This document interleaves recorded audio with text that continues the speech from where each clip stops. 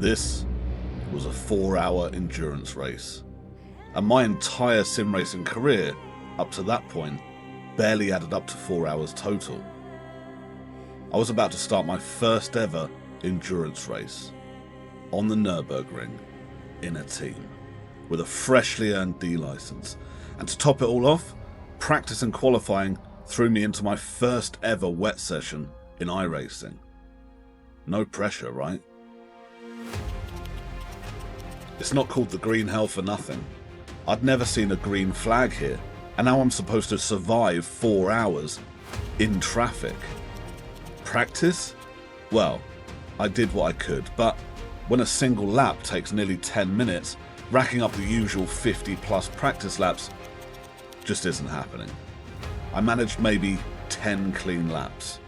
That's not ready, that's barely familiar. Now that's the GT3 grid you're looking at.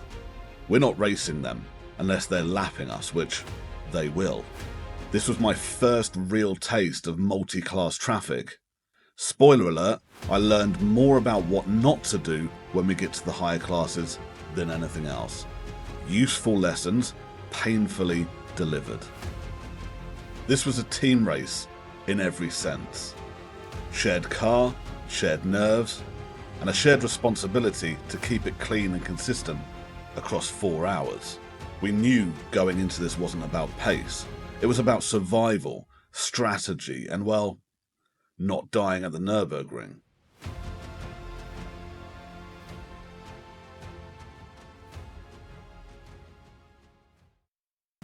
Brian was my teammate for this challenge. We'd only just met through a team Discord server a couple of days before the race. I didn't know much about him, no long history, no practice sessions together, no idea if he was cracked or cursed. But when you're sharing a car for 4 hours at the Nürburgring, trust comes fast. You either make it work or you don't finish. I had no clue what was coming, but I definitely didn't want to be the guy who wrecked the team car. Qualifying didn't count due to an off-track. That meant we were starting 54th out of 59, which honestly wasn't the worst accidental strategy. Let the front wreck each other while we're playing the long game. I tried to channel the same philosophy I had in my last race. Patience, preservation, and most importantly, enjoy the bloody thing. Stop overthinking and just race. Some of the teams out there were properly fast, judging by qualifying alone. We weren't going to win in a sprint. If we wanted a result, we had to outlive them. I was the starting driver for the team. No formation laps, no warm-up, just me, the car, and 4 hours of nerve-shredding survival ahead. Starting 54th meant one thing. Absolute carnage in front of me was basically guaranteed. The goal wasn't to be a hero, it was to make it through lap 1. That was it. Just survive the first 10 minutes without dying. I was still adjusting to the track, the car, and the idea that some of the drivers around me had hundreds of hours logged here. I had, well, about 3. I didn't get a great start. It was my first rolling start, so I didn't really know what to expect. The pack bunched up like it was Knock Hill in the rain, and I was just hoping not to become someone's bonnet ornament before turn 1. People were already being way too ballsy with their overtakes. A great example of why being patient and not trying to fight to the front on lap 1 is a good idea.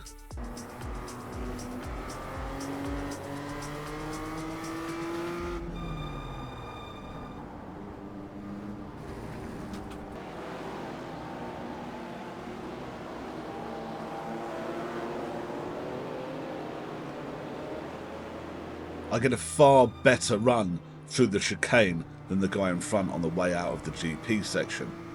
Keep a wide berth and secure another position. I got a clear view of a guy breathing right down my neck, trying to bully me on the brakes. I know it's not a great time to let him pass, but when I get on the next section of open track, I know letting him past is probably going to be the best option. He was practically riding shotgun at this point. I half expected him to reach in and change my gear for me. I held my line and gave him the space, and what does he do with it? Lawn care. Straight into the grass like he was trying to unlock a golf course shortcut.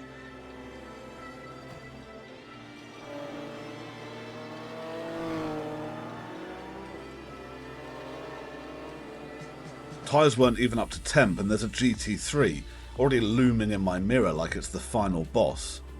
Nothing quite like being hunted while you're still figuring out what gear you're in.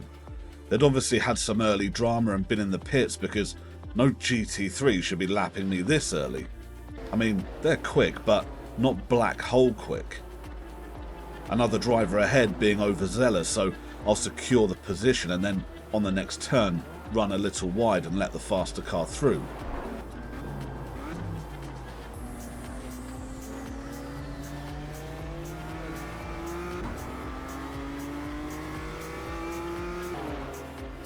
Look who's back. The guy that I let by just to watch him bin it earlier, glued to my rear bumper like he thought we were doing tandem drifting.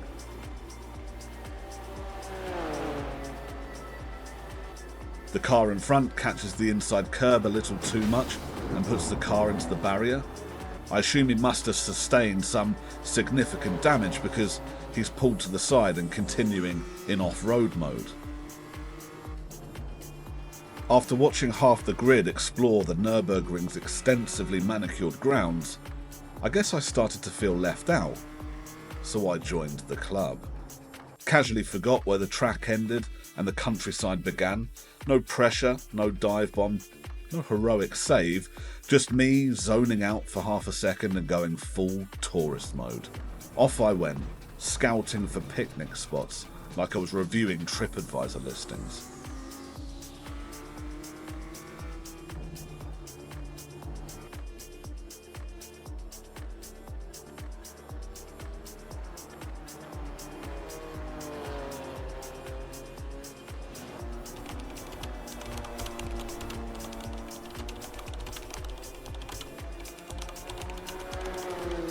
Start of lap 2, and the guy that spun in the first couple of corners on cold tyres is close behind.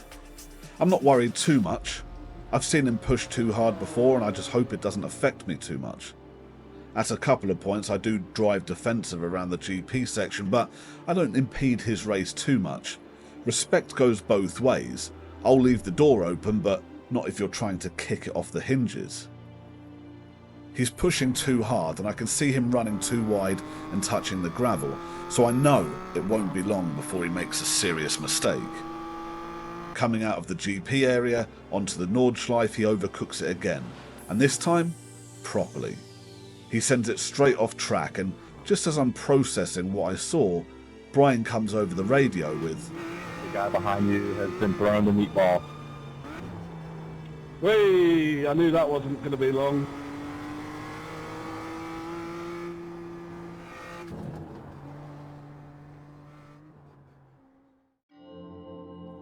After all the chaos of the opening lap, I finally found a bit of breathing room. Big gap ahead, big gap behind. No cars dive bombing me, no GT3s lurking, just me, the track, and the realisation that for the first time in the race, I could actually breathe. But that calm, it wasn't just mental, it was physical too. My hands were already feeling it. This wasn't some 15-minute sprint, this was work. The kind that makes you wonder if maybe you should have turned down the force feedback a notch.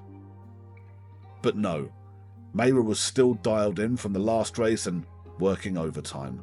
I didn't want to mess with what clearly worked so well last time. The only problem, the last track in comparison was smoother than a snooker table. This bumpy beast felt like riding a shopping trolley down a gravel path. I could feel everything, every bump, every bug I ran over. Even someone sneezing in the grandstand as I drove past, and with the force feedback turned up, it was a workout. And yeah, I was kind of hanging on for dear life, but at least it all made sense now. It was time to settle in. Not for a sprint, not even for a long stint, but for a marathon. Endurance racing isn't about going flat out, it's about knowing when not to. Every overtake was calculated, every missed apex a potential tyre penalty an hour later. It wasn't about perfect laps. It was about staying alive. Unfortunately, after an unsuccessful qualifying, it wouldn't let us add a full tank of fuel to the car, so we knew I'd need to pit earlier than we initially anticipated. That wasn't the end of the stint for me though.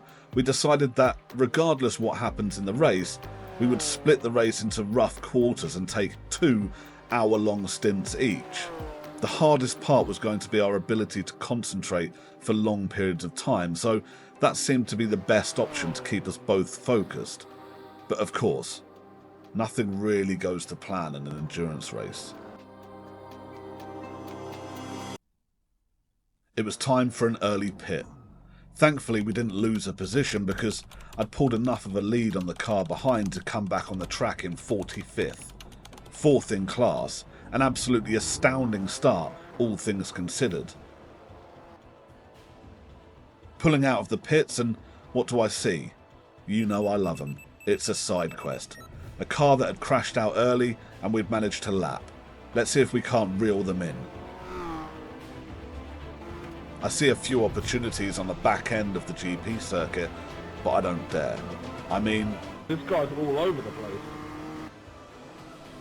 Yeah, he's all over the place. Yeah, take him.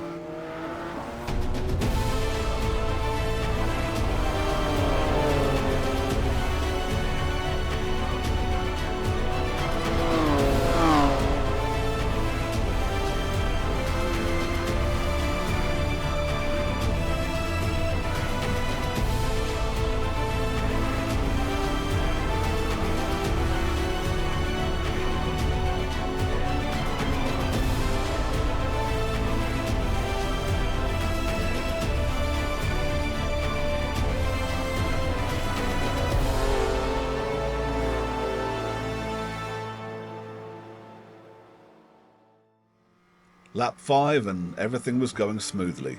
I was in the zone, settled into a rhythm, pretty relaxed about our position and pace. Maybe too relaxed, because I probably should have been paying a little more attention to the curbs. I thought I was cruising. Turns out I'd hit the Nürburgring spin cycle. Detergent, full send. RPM, max.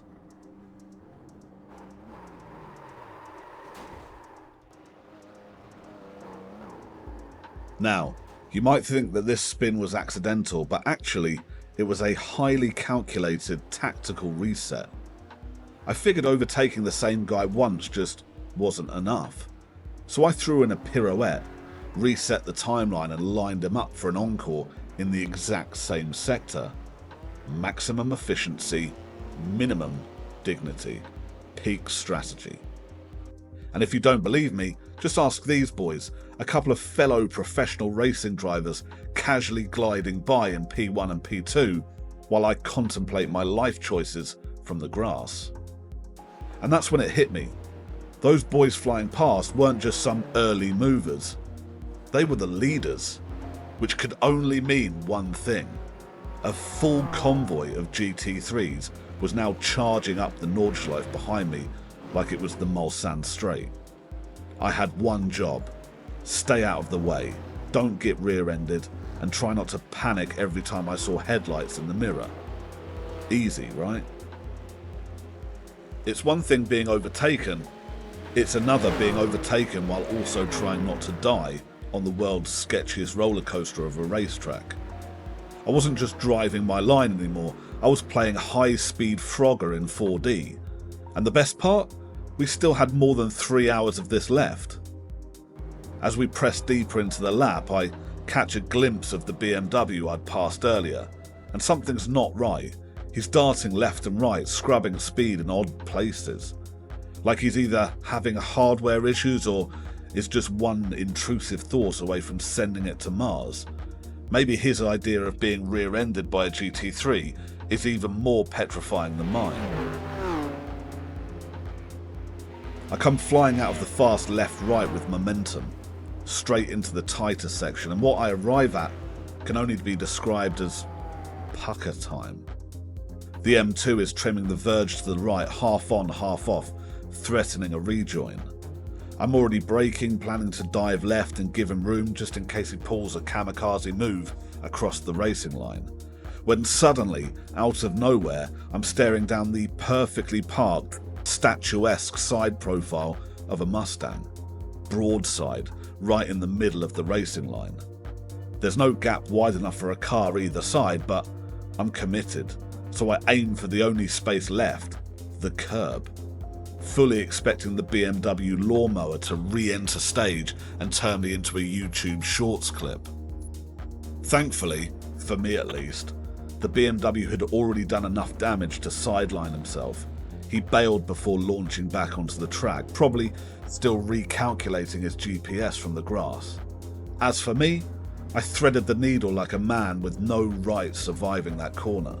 Pure instinct, pure luck, and maybe a little bit of please don't kill me energy in the brakes. Whatever it was, I made it out alive. Woo! That was close. You did good. That car got meatballed.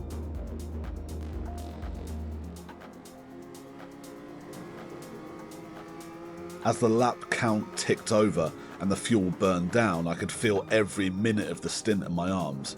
My back ached, my fingers were sore, and my concentration was holding on by its fingernails.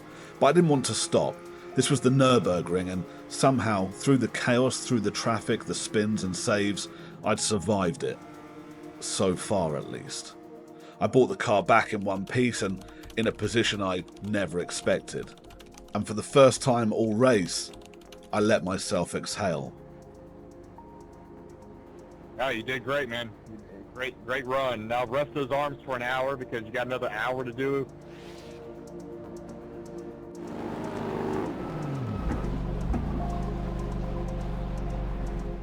With my stint done and the car still intact, it was time for Brian to jump in. We'd never raced together before. Hell, we'd only just met through our team Discord server a couple of days ago. This was the sim racing version of a trust fall with a complete stranger on the world's sketchiest circuit and no mattress. I wasn't sure how much seat time Brian had in the M2 around the Nordschleife, but either way, I was glued to the timing screen like an anxious parent at a karting event. Positions didn't matter, I just didn't want to see the words "tow truck required" next to our car.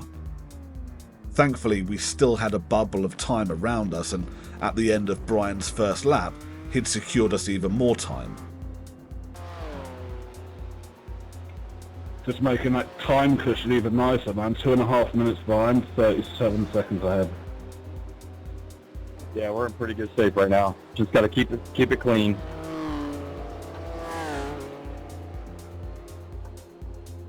Back on the GP circuit at the start of lap 8, we made the critical mistake of thinking things were under control. The car was stable, vibes were high, and the team radio had turned into a Sunday tea party. That's when Brian missed the gear and spun. No walls hit, no damage, just a gentle reminder from the sim racing gods. Maybe save the podcasting for the straights. And to be honest, the following laps were pretty chilled. We were lucky to be sitting in this little time bubble. No one breathing down our neck, no one directly ahead, so Brian only really had to worry about the track in front of him and the occasional procession of GT3 cars hurtling past like they'd just escaped from hell. So, while he held it down out there, I had a moment to realise something. I was cooked, like properly fried. My hands were shaking, my back was suffering, and I'm pretty sure my brain was still back in T1 somewhere. I always knew endurance racing was just about stamina and strategy, but I was only one stint deep and I already felt like I'd done 10 rounds in a washing machine. I was starting to think the real endurance challenge wasn't the race, it was just staying conscious.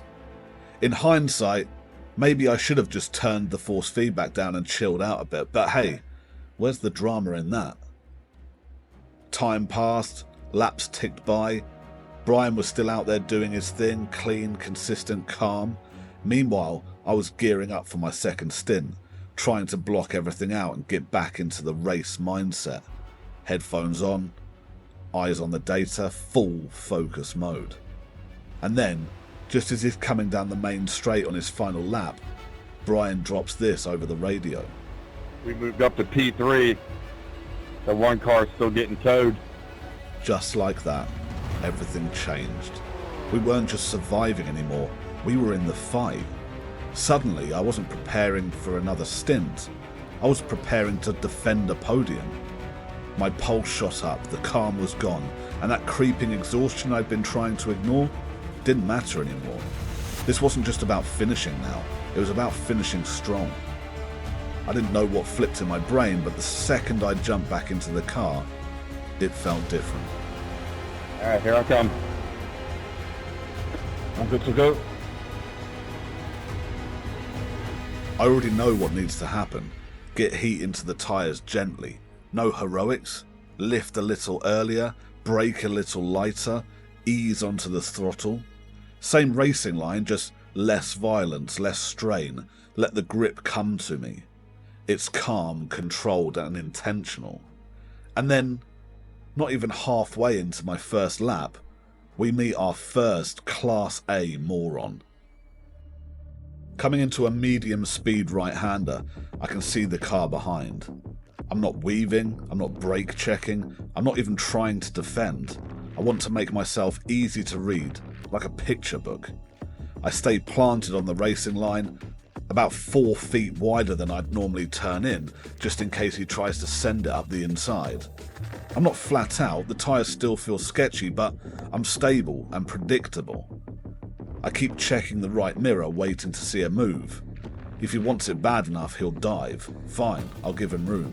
But instead of seeing a move, I just see his car get bigger and bigger and bigger until the last thing between my skull and his bumper is my roll cage.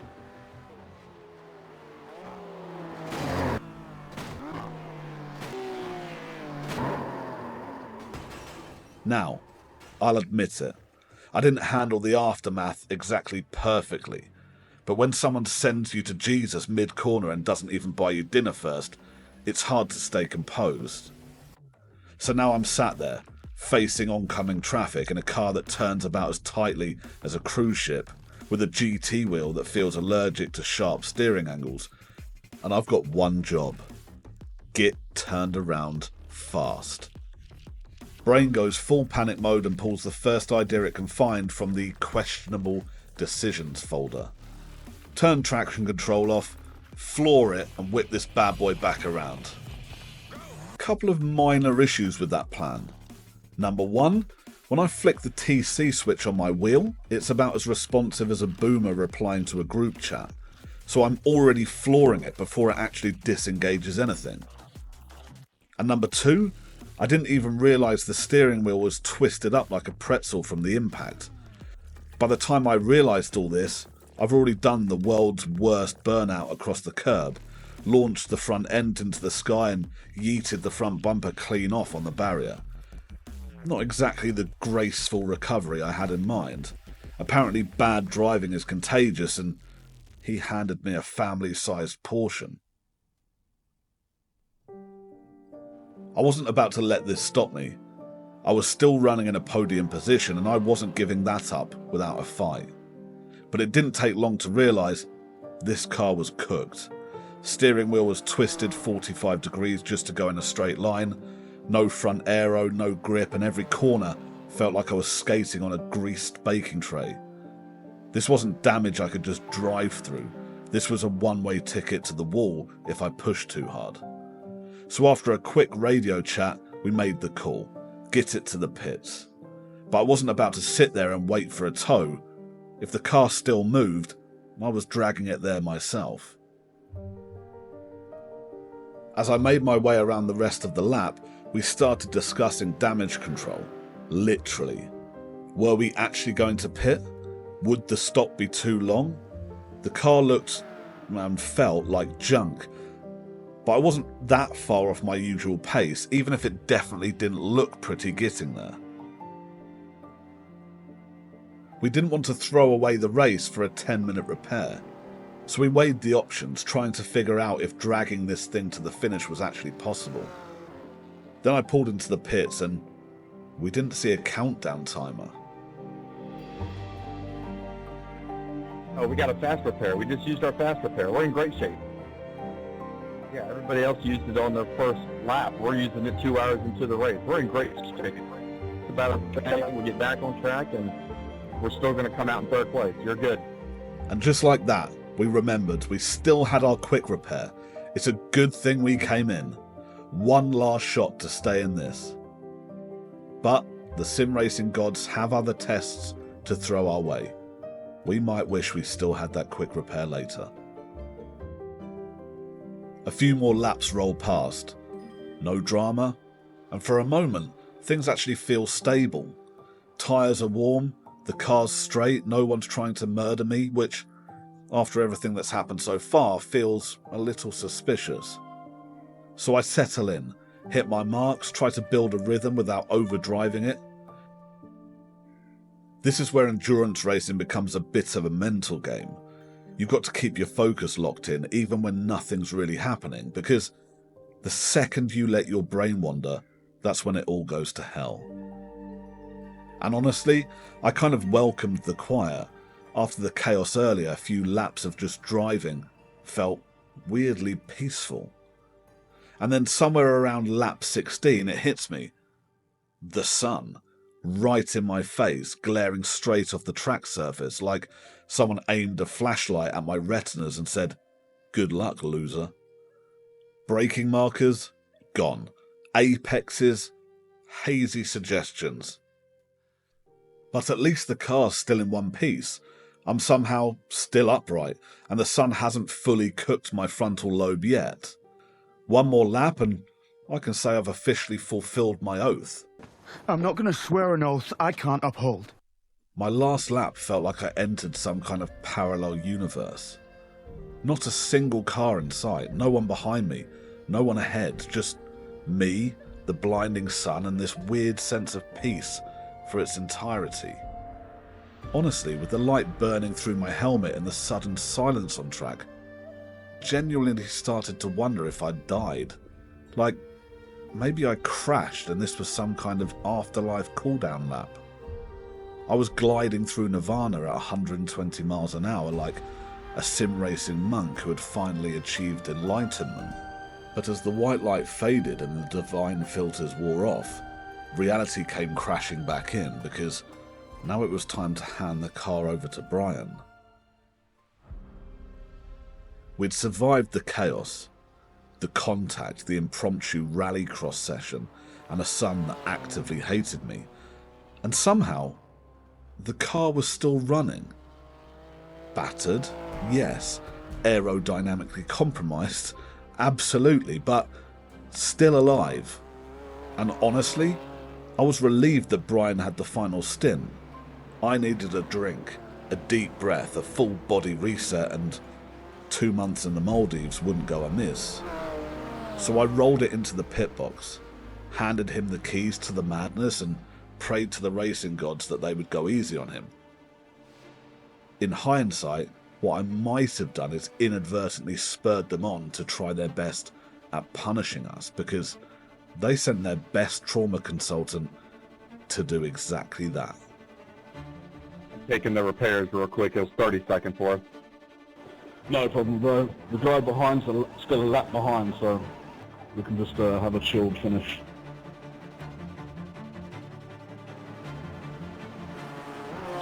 Less than half an hour to go, bro. Just out here for a Sunday cruise. Just trying to keep it clean. The meatball right now would be so bad for us. Yeah, it's not worth pushing at all, man.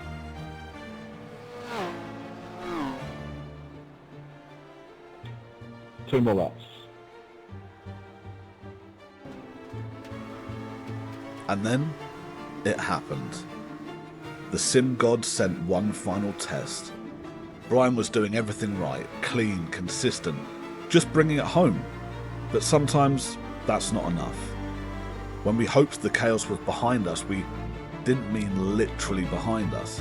What hit us wasn't just a car, it was the physical embodiment of every bad decision in that entire race, compressed into one last desperate move. Brian was mid-corner, committed, a little sideways but keeping it under wraps. No reason to expect anyone diving in that late, but the laws of common sense don't apply in the closing minutes of a multi-class race.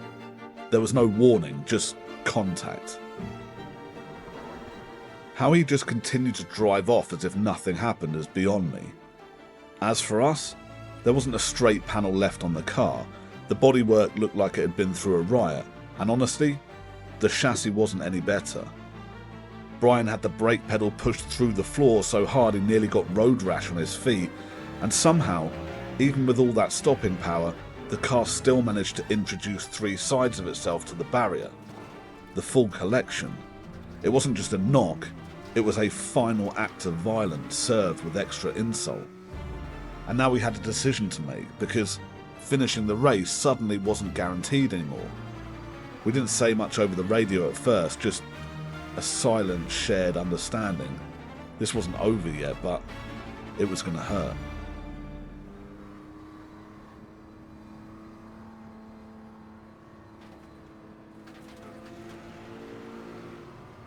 You got to be kidding me. There's literally zero reason that he just did that. I don't know if the guy behind is going to get past us. Yeah, I'm not sure. I'm not sure how this is going to play out right now.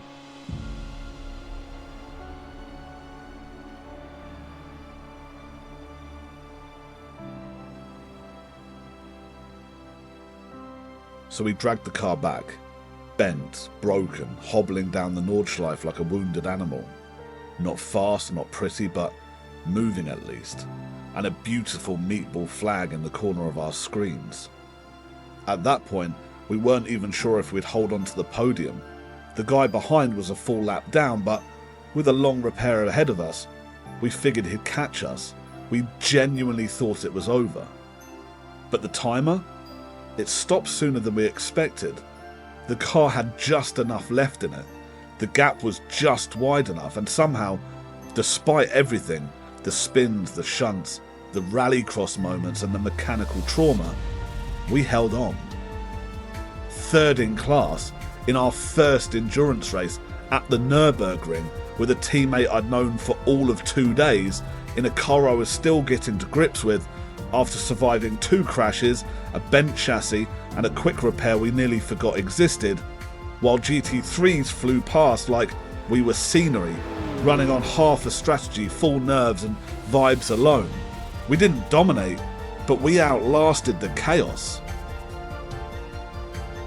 And somehow, that was enough. If that's not a miracle, I don't know what is. This might have been my first endurance race, but it definitely won't be the last. There's something about this format, the strategy, the chaos, the team dynamic, the pressure, that just feels different in the best way possible. And sure, it didn't all go to plan. We had spins, we had crashes, we had contact that still has me questioning humanity, but somehow we made it together. So let me know, what do you think? Were we in the right? Were we completely in the wrong? Would you have done anything differently? Drop your thoughts in the comments. I read every single one of them. And in the meantime, I've got more chaos to prepare for, because this was just the start. The Nürburgring didn't break me, it just made me hungry for the next one. I hope to see you all on the start line.